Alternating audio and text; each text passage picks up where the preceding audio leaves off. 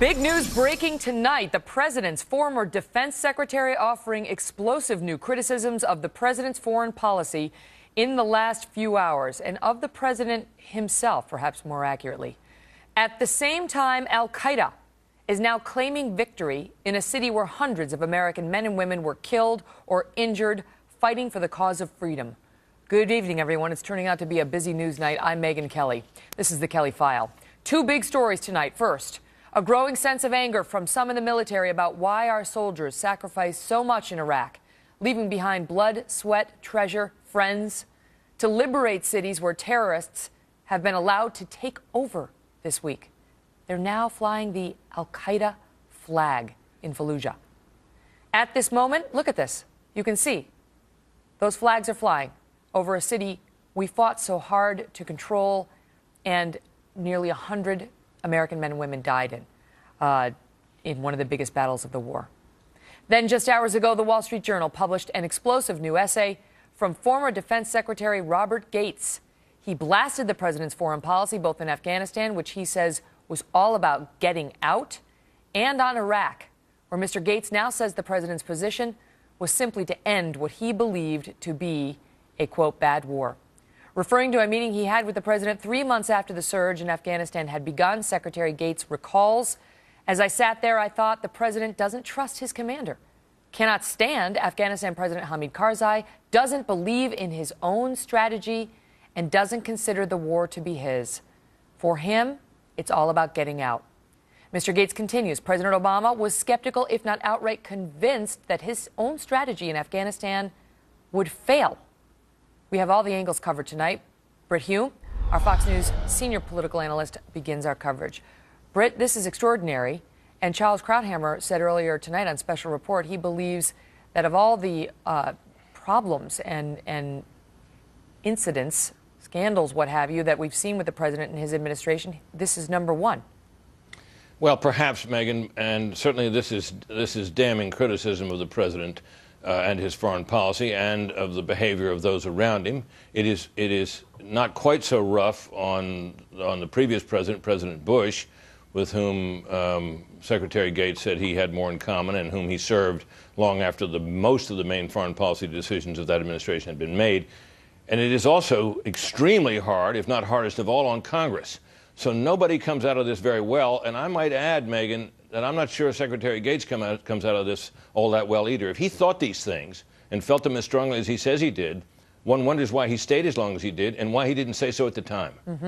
Well, let's start with the criticism, because it seems rather extraordinary to have a defense secretary go after the commander-in-chief in this way, although he also praises President Obama. I mean, he talks about his decision to go after bin Laden as one of the most courageous decisions he's ever seen. So it wasn't like it was just a big, long hit piece on the president, or his book is a big, long hit piece on the president. But nonetheless, he had criticisms of the president. And he talks, for example, about how he does not believe that the White House can be trusted necessarily, that he believes, as he put it, I felt agreements with the Obama White House were good for only as long as they were politically convenient.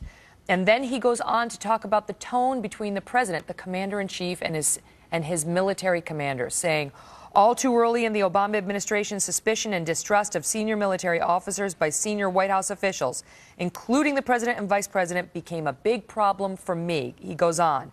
Senior White House officials regularly engaged in aggressive, suspicious, and sometimes condescending and insulting questioning of our military leaders. And he talks about how unhappy he was in the job as a result of that relationship, in part.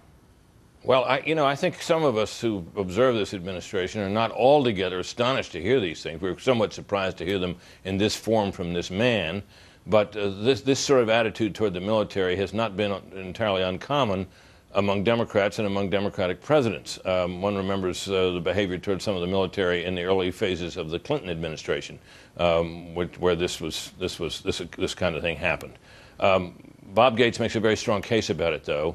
And he also makes a pretty strong case that this was an administration. While he says that he doesn't believe that politics was decisive in any of the foreign policy and national security decisions that were made, he certainly makes no secret of the fact that they played a role, and in some cases, clearly a major role. Well, I think that's what Charles was referring to. He's talking about how, and he writes that President Obama may have been outright convinced. He was skeptical, if not outright convinced, that his own strategy in Afghanistan would fail, that he didn't believe in his own strategy, Britt. I mean, that's an extraordinary thing to say about the commander-in-chief who's sending men and women into battle to die, and they did die, saying that he didn't believe in the cause, he didn't believe in what he was doing, and he knew that they would fail.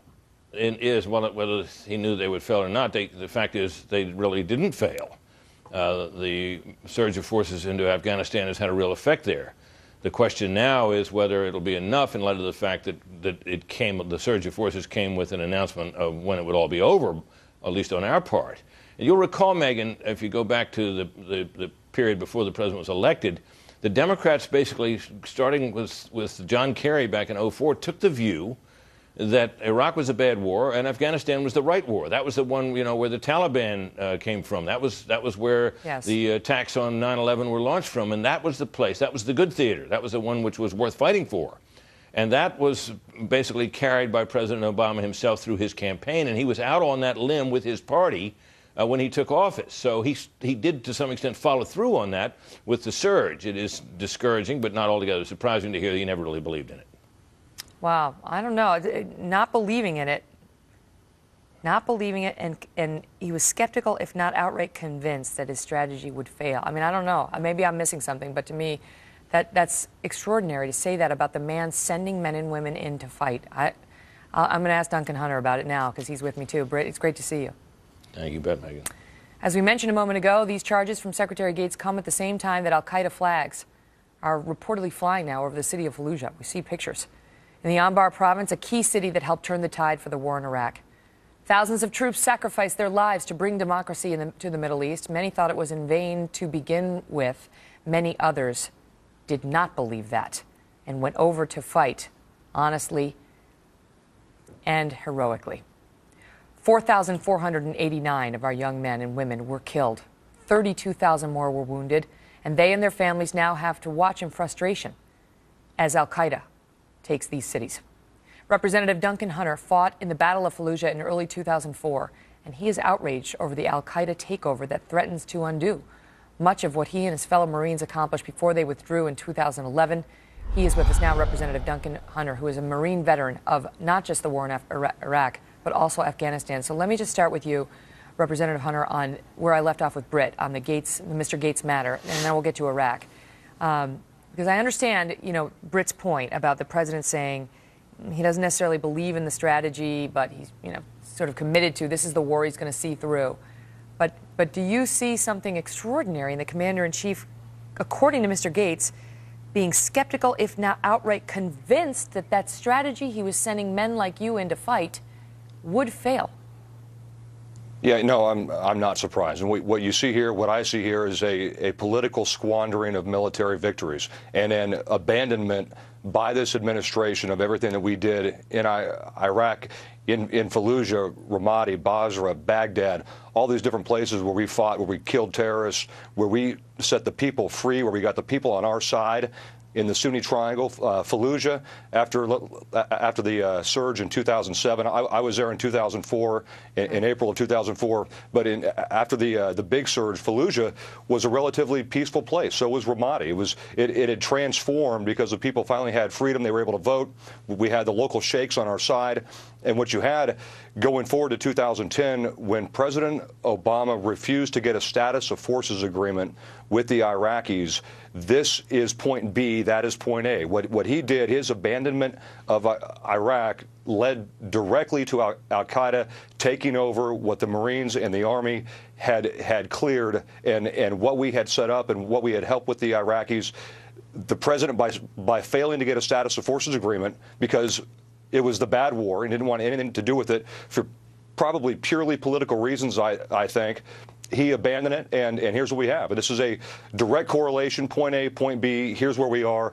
Al-Qaeda now controls what we fought so hard to free. Mm-hmm. I know that there are a lot of, and we're talking about Iraq now, so we've switched over from Afghanistan to Iraq. But I know that a lot of veterans who fought in Iraq and to help secure these cities are wondering tonight, because it's been reported now, what did we fight for? What did we lose our comrades for?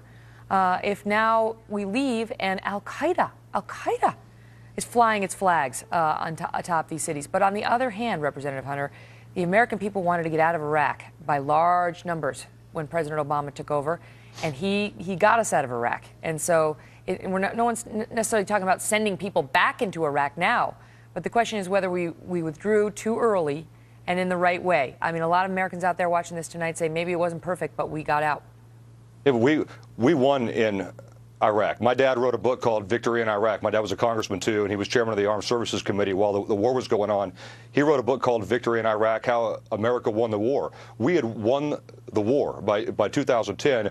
This president left for purely political reasons. If we had left 10 or 20,000 troops there, like we have every other war zone that we've been involved in, except for Vietnam, so let's say post-Vietnam, this would not be happening whatsoever. So what this president did was abandon everything that we fought for, because Iraq could not sustain itself without some American involvement. It would be like leaving Afghanistan right now. And sometimes it's not the most popular choice, but I think that this president has shown that he does things purely for political reasons.